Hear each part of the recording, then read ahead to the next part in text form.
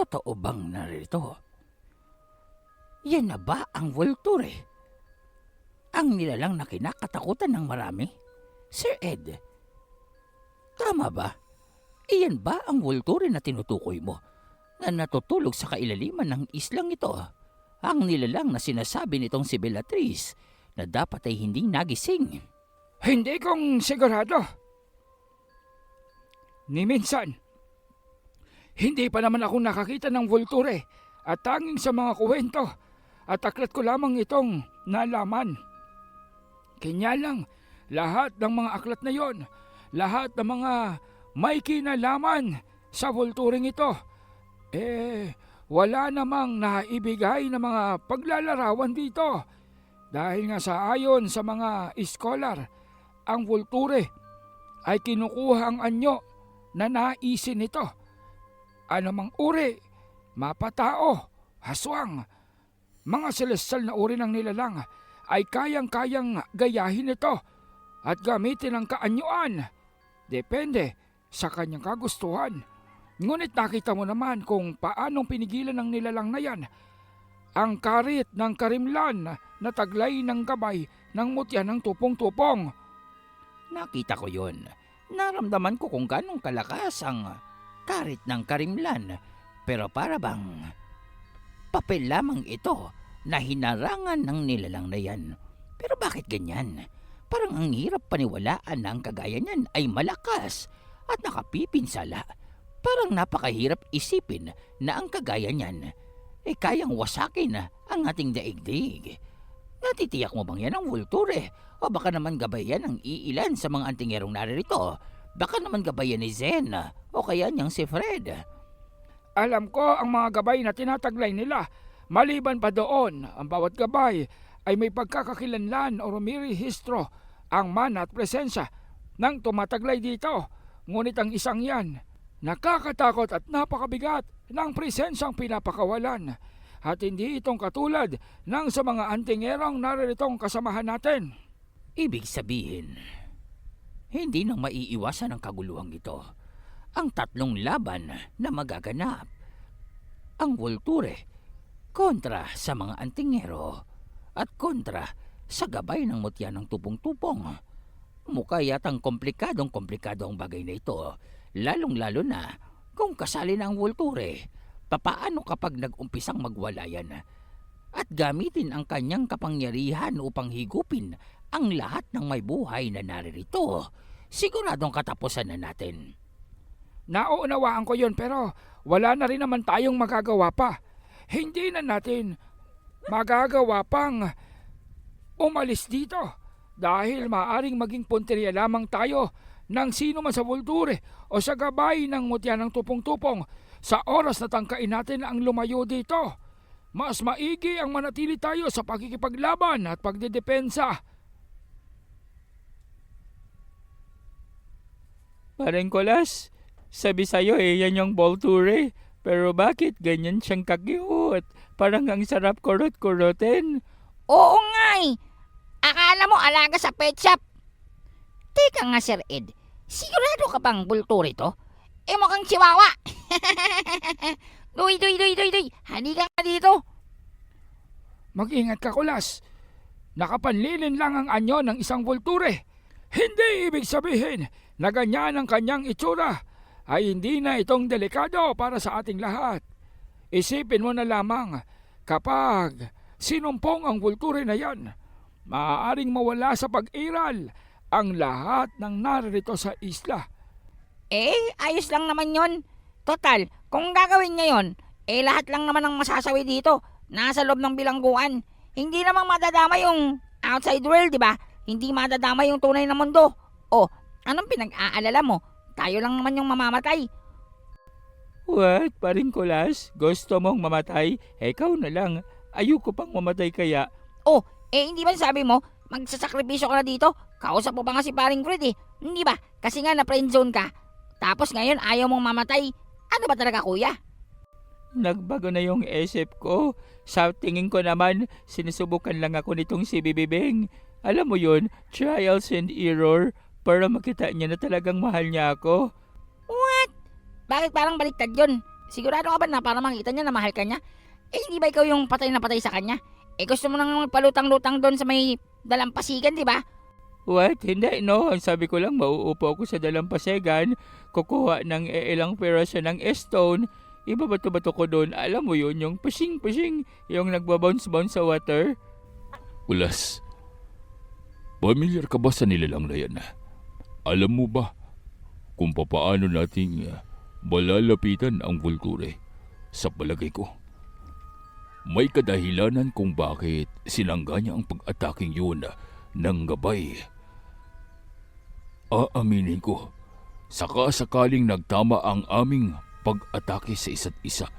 Sigurado akong makakatanggap ako ng pinsala mula sa karit na gamit ng gabay na yan, pero parang hindi man lamang itong ininda ng nilalang na bigla na lamang lumitaw. Saan bang nagmula ang halimaw na yan? Grabe ka naman, paring Fred. Bakit tinatawag mong halimaw yung alaga natin? Ang cute-cute nga eh.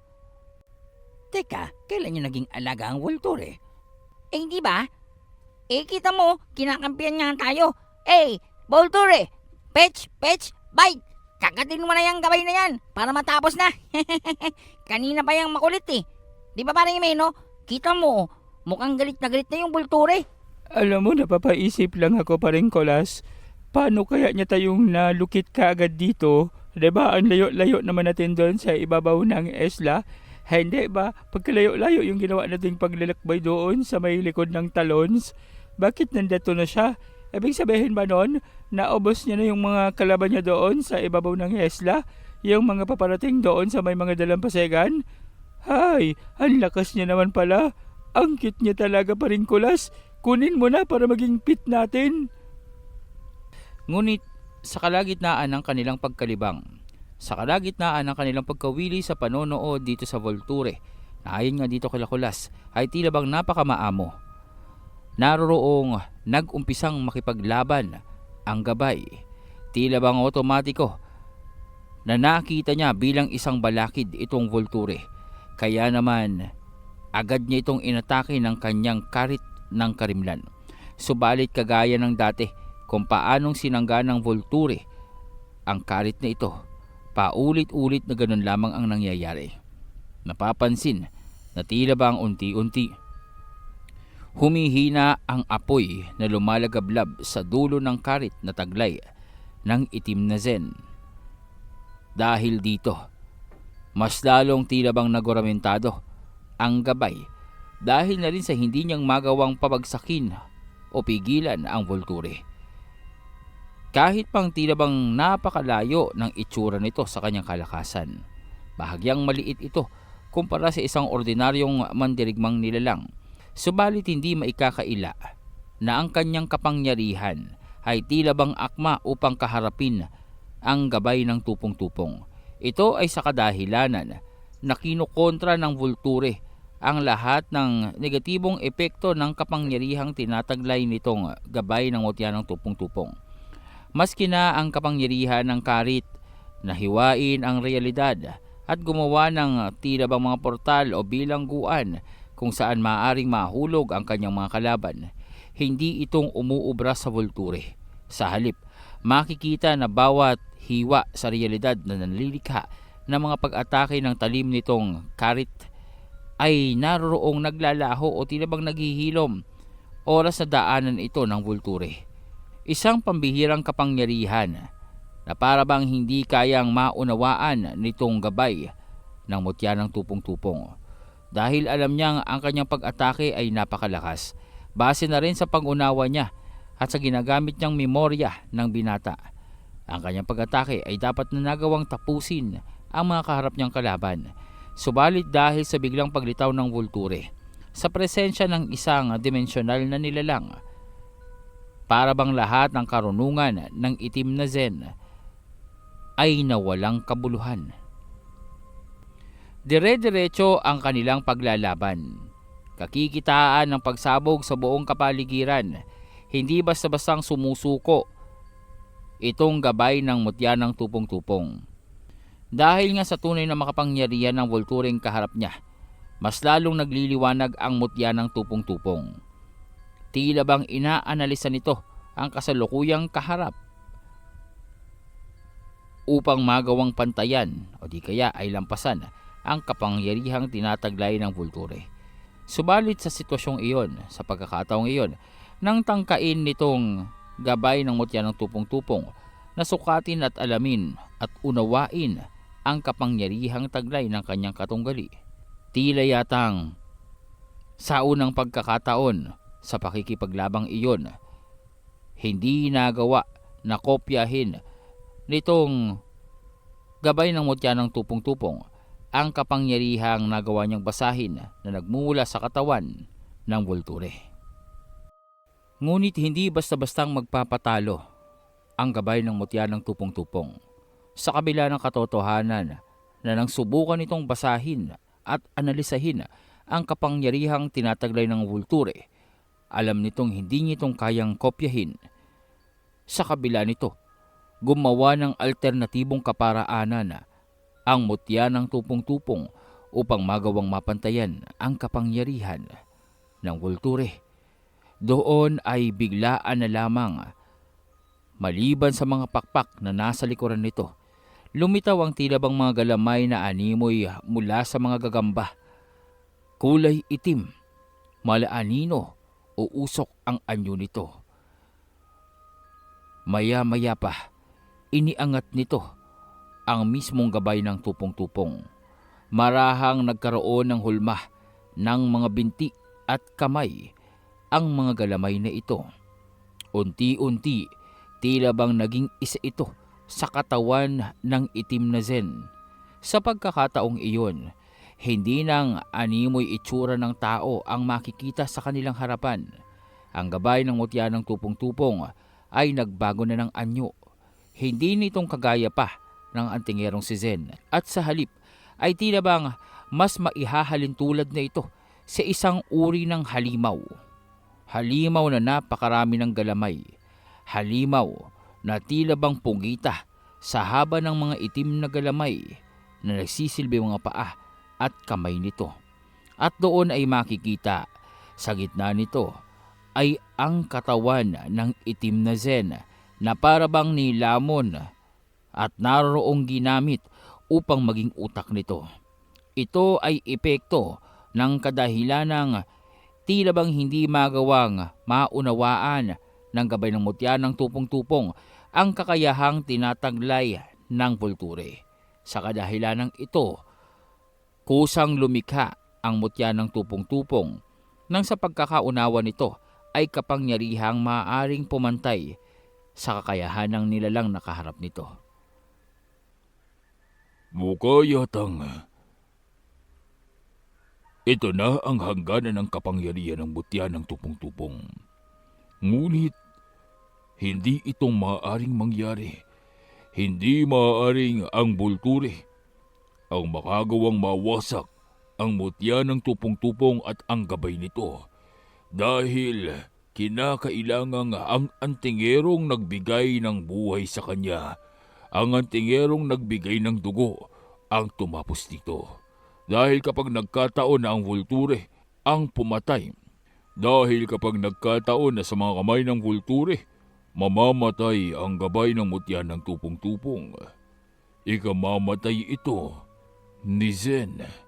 Ang katanungan na lamang, nasaan niyang binhatang sinasabi mo't pinagyayabang mo na magagawang talunin niyang mutya ng tupong-tupong at ang gabay nito?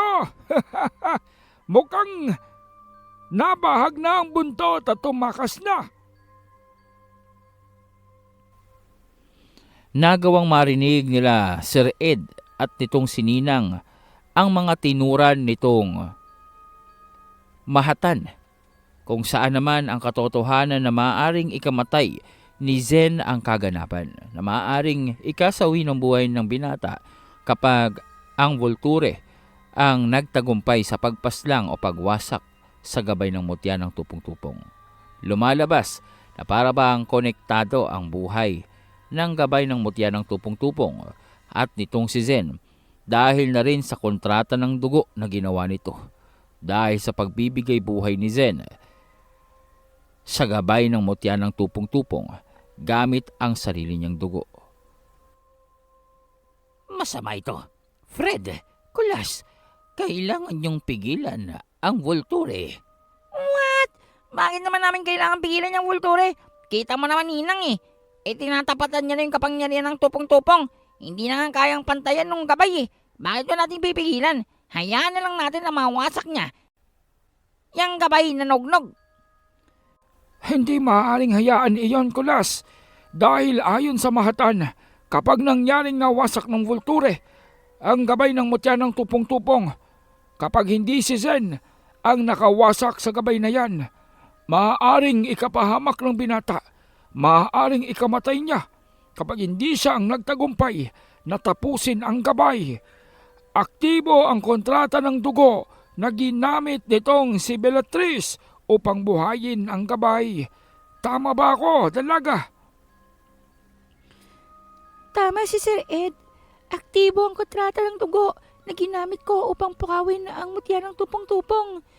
Sa madaling sabi, kung sino man ang may gawa o kasali sa kontratang iyon, siya ang kailangang bumuo o kumpleto sa nasabing misyon.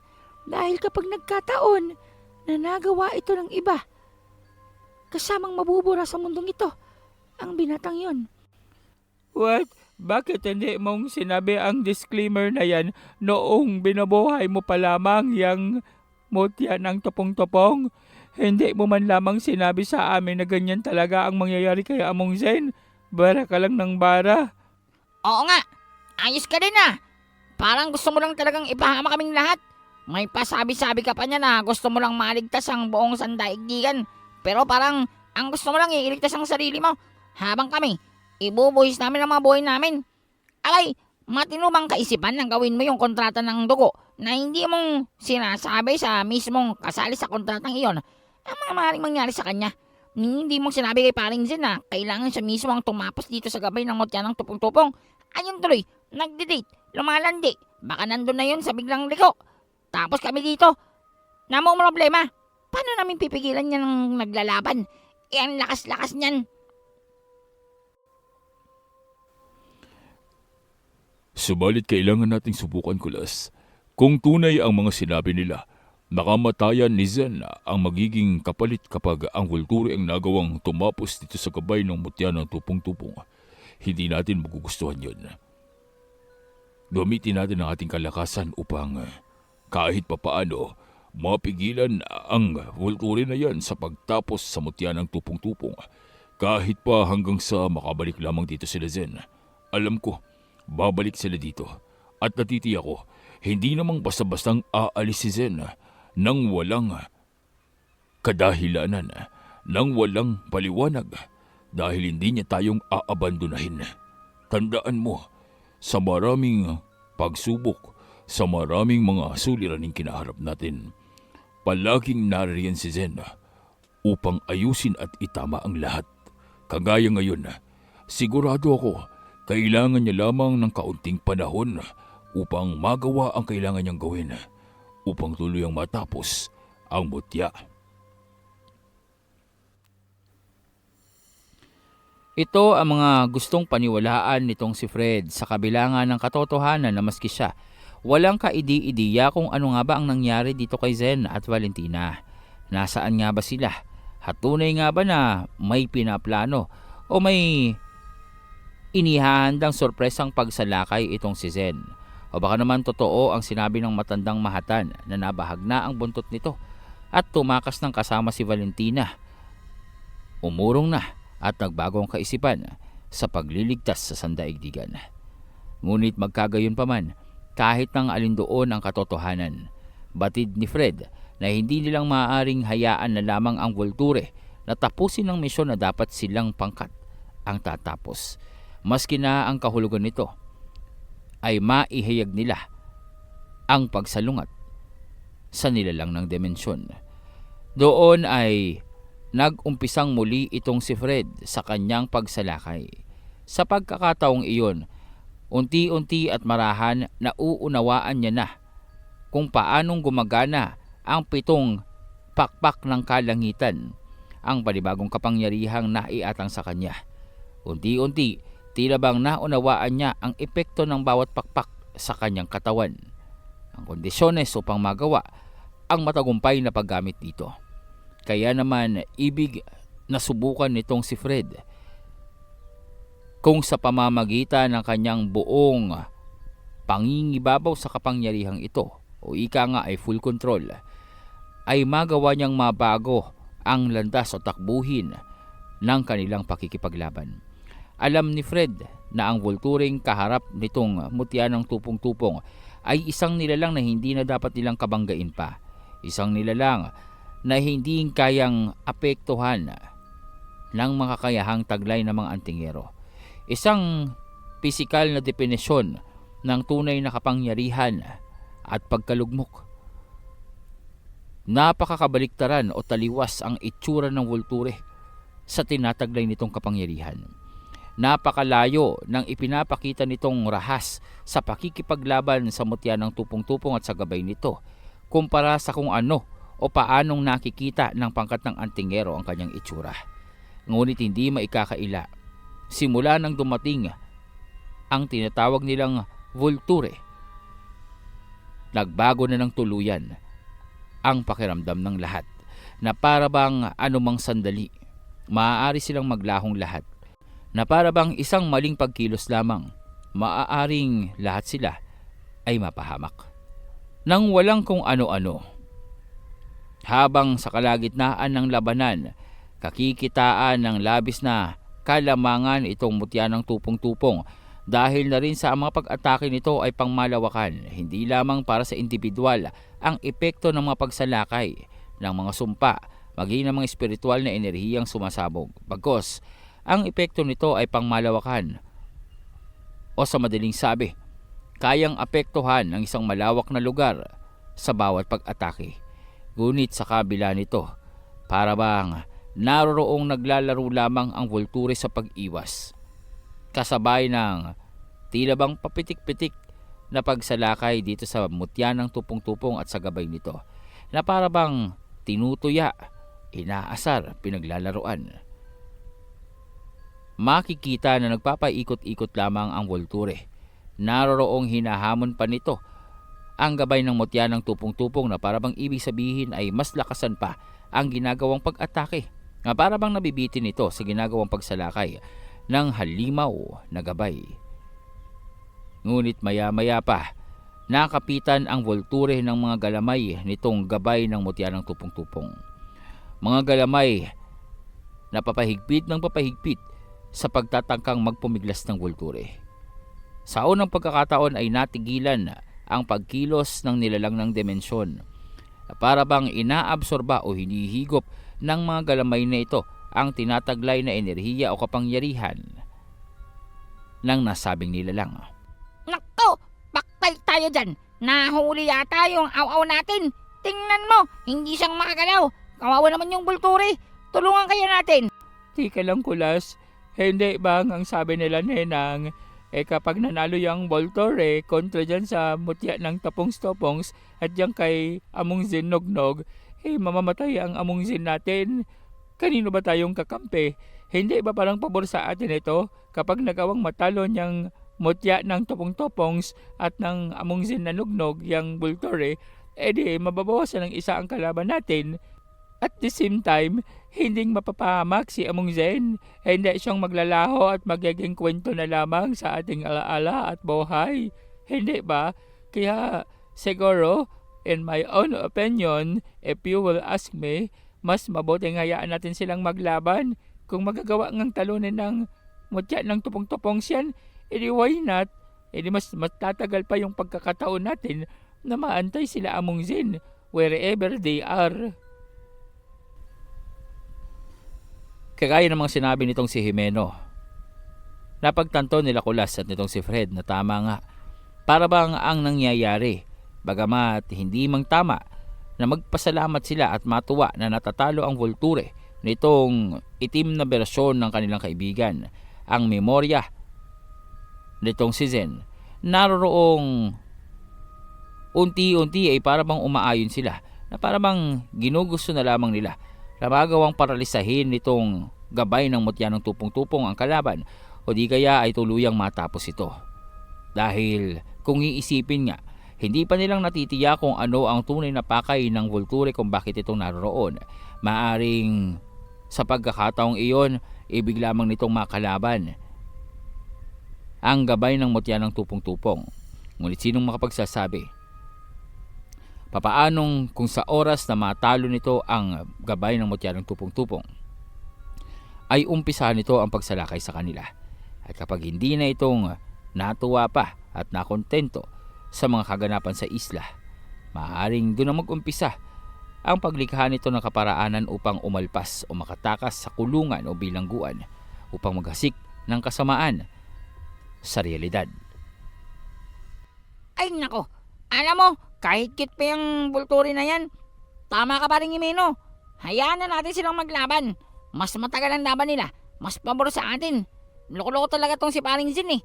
Missing in action palagi. Pagbalik niyan, kukunyatan ko talaga yan. Hindi kong palalampasin itong ginagawa niya. Awin na peperwisyo tayo. Hindi man lamang siya nagpapaalam. Basta na lamang maglalaho. Ano, mga manghuhula na tayo dito? Calm yourself pa rin, Kulas. Kalala mo si Among Zen. Even before long time ago, alam mo naman na may hilig siya sa mga ganitong pag-atake at pagkikipaglaban. Yung mind games ba? Yung hindi mong malalaman at aasahan kung kailan siya nga atake, kung ano ang gagawin niyang pag-atake, at kung paano niyang tatalunin ang kalaban. But all in all, to sum it up, kapag kumilos na si Among Zen, sigurado may babagsak na kalaban. Hindi ba? Kung sa bagay, simula nang mapadpad ako sa... Kung sa bagay, simula nang makapagpasya ako ng tulungan ng pangkat niya at tulungan siya sa paglalakbay upang matapos ang kasamaan sa mundo, napansin ko nga, katanggap-tanggap naman ang ginagawa niyang mga teknik. Ang mga pandinin lang na ginagawa niya na kahit tayo nanilin lang, pero aaminin ko, kahanga-hanga yun. Kanya lang, na naman ang kinalaman ni Valentina sa gagawin niyang pagkilos. Bakit tinangay niya pati yung babaeng yun? Aban nako! Habang tumatagal ang labanan, unti-unti nagagawang sabayan ng mutya ng tupong-tupong ang kapangyarihan ng Volture. Unti-unti, ang naroroong dire-diretso sa pag-abante sa pagsalakay na Volture ay napapaatras, napapaurong dahil na rin sa kapangyarihan ng tupong-tupong. Patuloy na nagbabago ang anyo nito.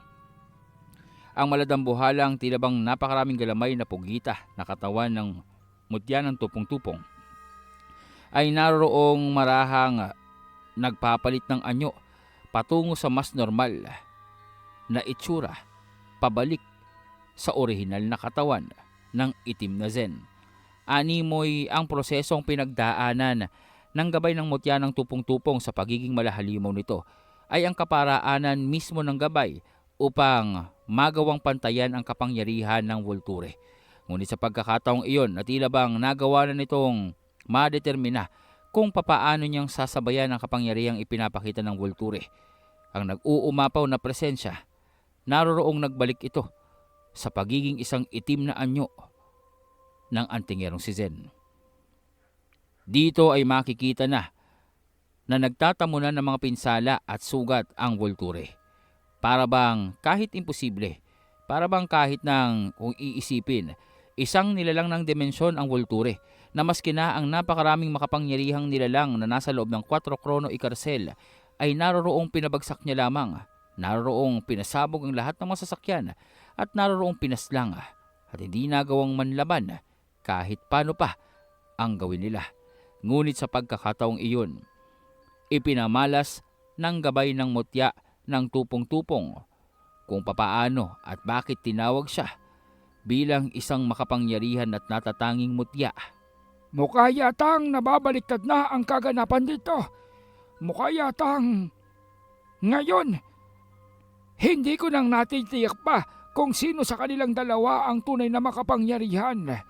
Tunay nga na ang mutya ng tupong-tupong ay ang definisyon ng walang hangganang pag-i-evolve ng kapangyarihan. Tila yatang dahil sa mas malakas ang Volture sa kanya, napuwersa ang mismong gabay upang gumawa ng sariling kaparaanan, lumikha ng panibagong karunungan na magagamit niya upang pabagsakin ang nilalang. Ngunit tila yatang pumapabor sa atin ito. Ang gabay ng mutya ng tupong-tupong ay walang kapangyarihang dimensyonal na kagaya sa Volture. Sa madaling sabi, kahit pang maguramentado ito, hindi malalagay sa alanganin ang buong 4 Chrono Carcel o maging ang realidad, ang tunay na mundong kinabibilangan natin. Ngunit kung ang Volture ang mananalo, sigurado, mas matinding problema ang kakaharapin natin dahil maaaring lamunin niya ang buong 4 Chrono at ang ating mundo. Tama ka dyan, may punto ka. Sa pagkakataong ito, alinman sa dalawang yan ay kalaban natin at banta sa kaligtasan ng sandaigdigan. Ngunit ang katanungan, sino man sa dalawang yan ang manalo? Handa ba ang ating mga kasamahan upang kaharapin ito? Sapat ba ang kanilang kapangyarihan upang pabagsakin ito? Sa kasalukuyan nakikita ko, tanging itong si Fred lamang ang may kalakasan at kapangyarihan na maaaring sumabay dito sa dalawang nilalang. Ang kanyang kakayahan, ang basbas ng kalangitan, ang 7 pakpak ng kalangitan ay siyang namumukod-tangi na pag-asa natin. Lalong-lalo na ngayon na wala si Zen at Valentina. Tahimik na nagmamasid ang dalawang mahatan. Patuloy na tila bang pumapaikot-ikot ang kristal na punyal ng gurong mahatan habang nag-oobserba ito sa mga kaganapan. Ibinabalanse ang mga nangyayari, lalong-lalo na mas namamalas na nila ang kapangyarihang taglay ng isang mutya na nilikha ng isang bathala sa tulong ng makapangyarihang puso ng maalamat na hari. Maliban pa doon, hindi lamang ang lagalag na bathala ang lumikha sa mutya ng tupong-tupong. May iilang individuales pa ang kasama sa paglikha nito. Dahilan upang magkaroon ito ng kapangyarihan na kayang tumapat maging sa Volture. Unti-unti nang tila bang pinapanawan ng pag-asa itong sila Fred dahil nga sa kung patuloy o magpapatuloy ang paglakas ng mutya ng tupong-tupong, maging ang lakas ng Volture. Kahit pa ang kanyang bagong tagpong kapangyarihan ay maaring malagay sa alanganin, lalong-lalo na kung siya lamang ang haharap dito. Batid niyang may kakayahan naman si Kulas upang makipaglaban. Batid niyang kaya ni Jimeno ang masuportahan siya, ngunit ang inaalala nitong si Fred, sa kabila ng patuloy na paglakas nitong mutya ng tupong-tupong at ng gabay nito, hindi pa rin nagpapalit ng anyo ang Volture. Nananatili ito sa orihinal na anyo nito nang dumating sa kanilang harapan. Sa pagkakaalam ni Fred, ayon na rin sa pagkikwento nitong sila Sir Ed, ang Volture ay nilalang ng maraming anyo. Ngunit ano ang kadahilanan at nananatili ito sa inosenteng itsura nito? Bakit hindi itong nagpapalit ng anyo upang iangkop ang kanyang kapangyarihan? Nararamdaman ni Fred ang presensya ng Volture sa kapaligiran. Ngunit may iba dito. Para bang ang presensya nito ay walang pagnanais ng pagwasak. Para bang ang presensya nito walang balak na tapusin ang kanilang buong kapaligiran, lahat ng buhay na nilalang, maging ang buong 4 Chrono Carcel. Mas tama pang sabihin na ang kagustuhan ng gabay ng mutya ng tupong-tupong ang mas masama, mas delikado at mapaminsala. Na para bang mas gusto nito ang wasakin silang lahat kumpara sa kagustuhan ng Volture na lamunin silang lahat. Bagay na nagpapalito dito sa Arkanghel. Dahil maging siya, maski na ang mga gabay niyang labis ang katalinuhan at pangunawa sa mga kaganapan, ay walang maisagot sa kanya. Ang Volture ay hindi saklaw ng kanilang kakayahan. Nasa labas ng mga dimensyon ang Volture. Sa madaling sabi, walang nakakaunawa sa tunay na takbo ng isipan nito. Hindi maglalaon na matatapos na ang labang ito. Itatanghal na ang panalo. Ngunit ang katanungan, darating ba sa tamang oras ang binata bago pang mawala ang kanyang pagkakataon upang tapusin ang gabay at makuha ang kanyang memorya. Hindi pa rin nawawala ang pag-asa nitong gurong Mahatan. Alam niya, hindi siyang bibiguin ni Zen, bagamat hindi niyang masabi at matiyak kung ano nga ba ang pinaplano nito. Di niyang tiyak kung ano ang tumatakbo sa isipan nito. Ngunit batid niya, darating si Zen. Darating ito bago ang pagtatapos. Kailangan niya lamang panatilihin at matiyak na buhay ang gabay ng mutya ng tupong-tupong. Kahit pang nangangahulugan ito na siya mismo ay haharap dito sa Vulture. Batid ng Mahatan na ito, hindi kakayanin ng mutya ng tupong-tupong sa oras na magpasya ang Vulture upang magseryoso sa kanilang labanan. Sa kasalukuyan, naglalaro lamang ito. Ngunit sa isang kisap mata, nagbago ang kulay ng aura ng Vulture. Naging itim at kahil ito. At mula sa maamong inosenteng nilalang na anyo nito, at mula sa maamo at inosenteng anyo nito, bigla itong nagbago sa mas malapit o maihahalin tulad sa anyo ng tao. Ngunit ang mukha nito, labis na nakakatakot, labis na kakaiba. Mula sa tenga pa lamang nito na napakahaba,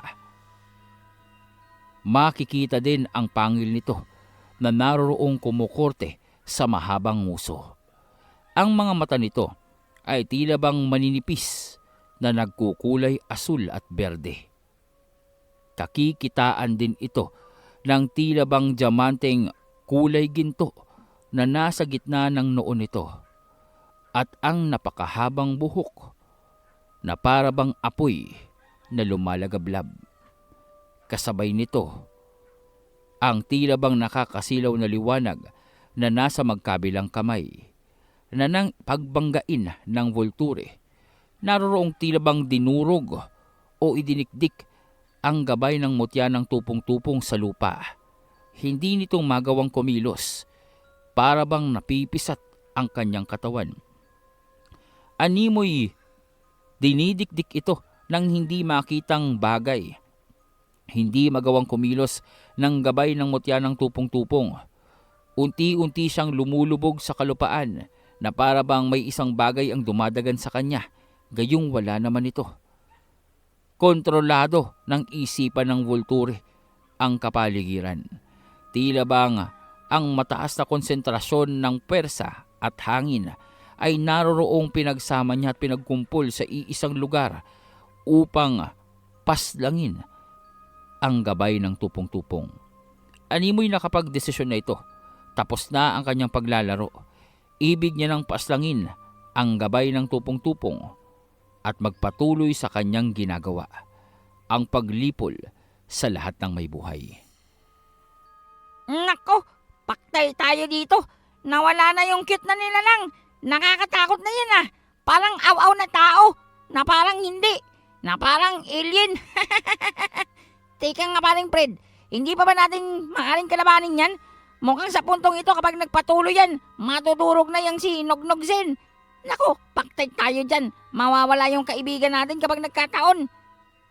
Alam mo, kung ayos lang sa'yo, tulungan muna natin yung gabay. Kahit kalaban natin yan hindi naman natin hayaang mamatay yan nang wala pa dito si paring Zen. Abay, baka multuhin tayo ng lalaking yun.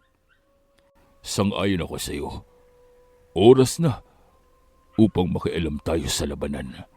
Oras na upang tapusin natin ang pangingialam ng Vulture. Malakas man siya, nilalang man siya ng mga dimensyon. Mundo natin ito, teritoryo natin ito, at tayo ang magpapasya kung sino ang mananatili at sino ang hindi. Banta sa kaligtasan ng sandaigdigan ng Vulture, baging ang gabay na yan. Kailangan lamang nating malaman kung sino ang unang tatapusin. Gamit ang aking panibagong kapangyarihan, gamit ang 7 pakpak ng kalangitan. Sa paggagabay ng lahat ng arkanghel, gagawin kong lahat upang tapusin siya. ayos ah. Parang pwede ka nang iboto sa Senado. Ang galing ng talumpati mo. Kumilos ka na lang kaya, boy. Ang drama ng linya mo eh. Tara na! Anong teke lang, halika na dito. Paring Imeno, you know what to do. Haliglado pa rin, Kulas. Mag-engat kayo. Dito nga ay nag-umpisa ng sumugod itong si Kulas. Muling nanumbalik ang gintong ora sa kanyang katawan. Naroroong kinakaladkad niya itong si Fred na noon man ay hindi pa manghanda sa pagsugod. Tila bang ora-orada at nagmamadali itong si Kulas upang pigilan ang ginagawang pag-atake nitong Vulture.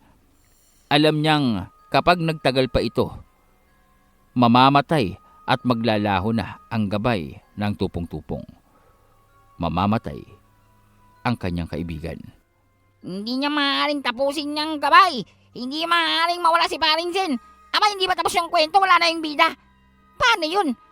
Paring Fred, gamitin mo yung kanina. Yung nakita ko, alam mo yun yung apoy na pumupuksa doon sa kapa nung gabay na yan. Tapos yung pumutol doon sa pakpak niya. Sigurado ako, maapektuhan nun yung Vulture na yan. Hindi niya yung kayang sanggain. Patuloy ang pagkikipag-usap nitong si Kulas sa mga plano nila. Ngunit nauna na itong si Fred. Lumitaw na ang 7 pakpak ng kalangitan sa kanyang likuran. Maging ang kanyang gabay na si Serafina ay naroroong nakaantabay sa kanya. Sa kaliwang bahagi naman ay naroroon si Albus at ang Cherubin na tila bang nakayakap sa kanyang likuran at marahang nagbibigay ng proteksyon. Ang pakpak nitong si Fred, simula ng sumapi ang 7 pakpak ng kalangitan, ay tila bang naging liwanag na lamang. Malamlam na liwanag na makikita sa kanyang likuran. Tila bang kung titingnan nito ay hindi naman ganong kalakasan. Ngunit hindi ito sa palakasan ng ora at liwanag. Tungkol ito sa epekto ng bawat pakpak. Kung magagawa lamang nitong si Fred na pagkaisahin ang 7 pakpak at ang kapangyarihan nito bilang iisa, mas magiging malakas ang kanyang kakayahan. Ngunit labis pang napakaaga para sa binatang ito ang maabot ang antas ng kakayahang iyon. Ang maabot ang nag-iisang pakpak na nagmula sa bendisyon ng kalangitan at ng mismong may likha sa lahat. Sa kabila nito, gamit ang nalalaman niya lamang, magkasabay nilang inatake ang Vulture. Mula sa magkabilang direksyon ay naroroong pinigilan ng Vulture ang kanilang pag-atake gamit ang isang hindi nakikitang puwersa. Para bang mga kamay ito na naroroong pinigilan ng sibat ni Kulas at ang espada ni Fred. Maya-maya pa, tila bang sumabog ang puwersang ito at tumilapon ng dalawa. Ngunit hindi silang nagpatinag dito. Gamit ang kanilang sariling enerhiya, nanumbalik ang kanilang lakas at balanse at muling umatake dito sa Vulture. Dahil sa ginagawa nila, nahahati ang atensyon ng Vulture. Nababawasan ang puwersa at bigat ng presensyang dumudurog sa gabay. Naging oportunidad ito para sa gabay upang kumawala mula sa patibong ng Vulture. Kasabay nito, ang agaran nitong pag-atake upang mapinsala ang Vulture. Sa bilis ng liwanag na pag-atake nitong gabay, tinamaan ang kabilang tenga ng Vulture at napilas ito. Ngunit agad itong naghilom.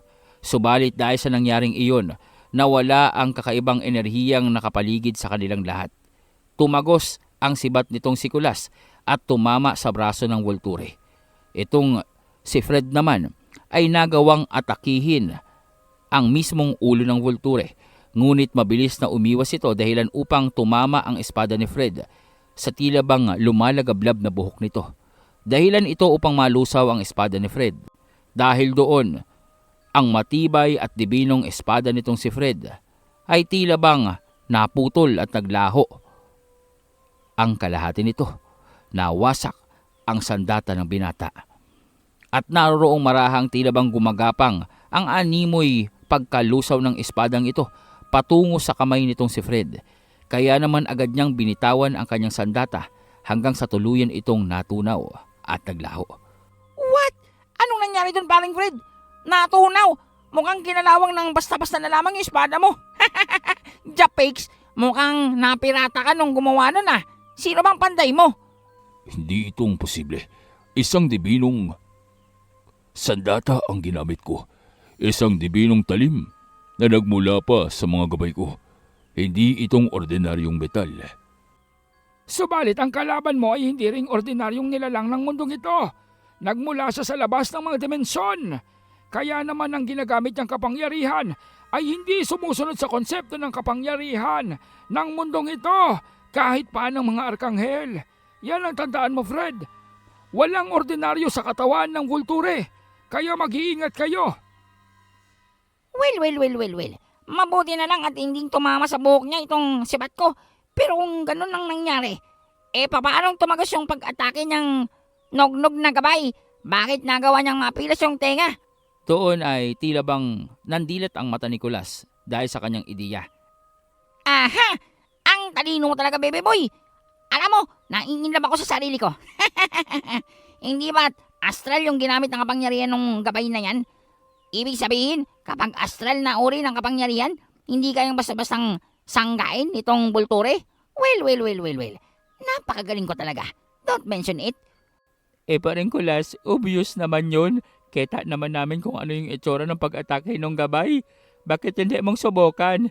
Hindi bang magaling ka sa paggawa ng espada? Oo, alam ko yun. Hoy, Vulture, lagot ka sa akin ngayon. Tingnan natin kung kaya mong sanggain ang mga astral kong espada. Paring Fred, alam mo pa ba kung paano gumamit ng astral na kapangyarihan? Anong akala mo sa akin, Ulyanin? Siyempre, kayang-kaya ko. Pagbabayarin ko siya sa ginawa niyang pagsira sa aking paboritong espada. Kawawa ka naman. Uli-uli kasi, huwag mong tinitibid yung budget mo sa espada mo. Ayan tuloy, kinalawang. Well. Hoy, gabay, pasalamat ka, tutulungan ka namin. May utang ka sa amin. Mamaya ka na namin tatapusin pagdating nung malandi naming kaibigan. Hindi namin alam kung saan nagpunti. Hindi silang pinansin ng gabay.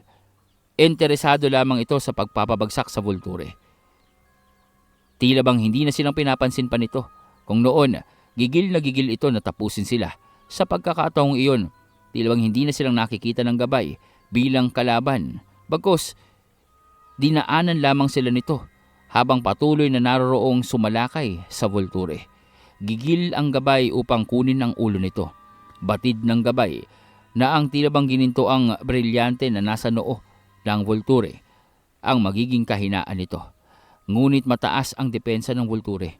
Hindi niya basta-bastang maaabot ang ulo nito dahil sa tuwing susubukang lumapit ng gabay, tila bang dumadaan siya sa isang pintuan na nagiging dahilan ng paglayo niya sa mismong Vulture. Sa tuwing narorong tatama na ang kanyang pag-atake, tila bang lumilitaw ang pintuan at inililihis nito ang gabay ng tupong-tupong. Inilalagay sa bagong lokasyon kung saan malayo sa mismong Vulture. Maya-maya, napansin nila na ang buong kapaligiran ng Vulture ay napapaikutan na ng tila bang mga salaming portal bilang depensa. Naging mas maingat ang Vulture. Ang katotohanang tinamaan ang kanyang tenga at nagawa itong mapilas ay isang badya ng panganib para sa kanya. Simula nang makipaglaban siya sa isla, hindi pa siyang nagawang mapinsala ng sinuman. Ngunit ang gabay na iyon ay nagawang tumagos sa kanyang depensa. Maging si Fred, nagawang tumagos sa proteksyong naroroon sa kanyang katawan. Kaya naman napagtanto ng Vulturing ito na ang kanyang mga kaharap sa lugar na iyon ay ibang-iba sa mga nakaharap niya sa ibabaw ng isla. Ang pagiging kampante ay hindi makabubuti sa kanya. Kaya naman naging mas maingat ito at nakitang itinaas ang kanyang mga proteksyon kasabay ng paglitaw ng kulay dilaw na patalim para bang espada ito na parang sibat. Napakahaba at magkabilaan ang talim nito. Hawak-hawak ito ng Vulture at sa pag-aakala naman ng mga antingero at ng gabay na gagamitin ito bilang pangdepensa at pag-atake, hindi iyon ang ginawa ng Vulture. Sa halip, lumitaw ang mga bilog na portal na nagkukulay puti. Inilusot ng Vulturing ito ang patalim na hawak niya sa isa sa mga portal na ito. At naroroong biglaan na lamang na napakabilis na parabang liwanag na naglalakbay ito sa portal, tumatagos at umaatake sa kanilang lahat. Isang tila bang simpleng pag-atake na hindi nilang basta-bastang maiiwasan. Naroroong dumadaplis na ito sa katawan ni Kulas. Alam nila sa oras na tumagos ito sa kanilang katawan ay katapusan nila.